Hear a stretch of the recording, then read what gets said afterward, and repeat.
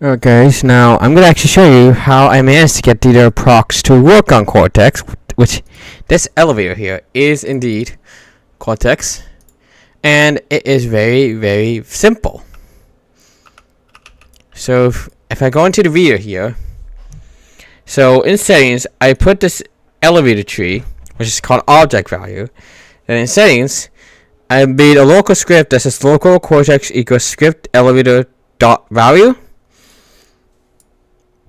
And then I did this Cortex, wait for child, Cortex API, fire. You have to have dependencies and this quotation here, and this part here as well. Now unlock floors, which either this or like that, or the same thing as this. And then what's a comma here? Those curly brackets, and then a 10, and the ending. So this is unlock version. And then when you do it on here, you have to make sure it's set to lock, so that the floors will automatically lock once the reader times out, which is set to 5.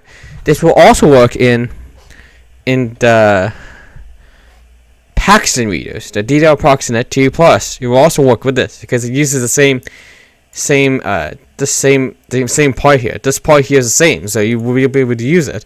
It just, I think it will be in will be in settings. So we say Paxton settings. So. And the reason I have two is they actually sync the lights together. In here, there's only one. There's two readers which they don't sync the lights. These are actually Cortex formatted, Cortex retrofitted. Oh, actually no. These are actually I switched these out. So I guess I switched these out with the Prox. But before, yeah, I didn't check that logo. But before, these readers here, well, we see Cortex and the lights do not sync up, which is a bit annoying. So, and by the way, you don't need to change these brails because it does it automatically with custom labeling. And how you do custom labeling is you go into settings, you scroll down, and there it is, right here. And if you also want to lock floors, this is how you do it. You use this locking script. So if you just want the floors to be locked and not the door buttons, that's fine. But if you want to disable the door button lock floor, you can. So the hall, we don't have hall buttons, so you don't have hall buttons. So, but if we did, then it will also work with that as well. And also, I have this on: lock opposite travel direction floors, and that's how I made it so that if it goes up from any floors that you press that in the opposite direction, it's just going to cancel immediately. So yeah, it's the same thing for my staff area up there as well. And I did put these signs here to make sure they scan the room key for the roof floor only. All other floors are unlocked besides the roof.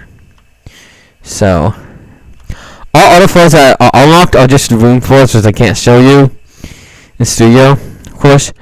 And in here, you can see the tables. This is basically like a lounge area, so it's for hotel guests only. Well, technically, staff can get up here, or staff can actually take this area up here. So it's also kind of like that as well.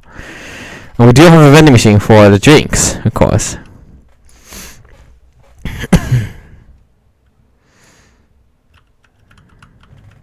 If I not go inside the building, inside that part of the building,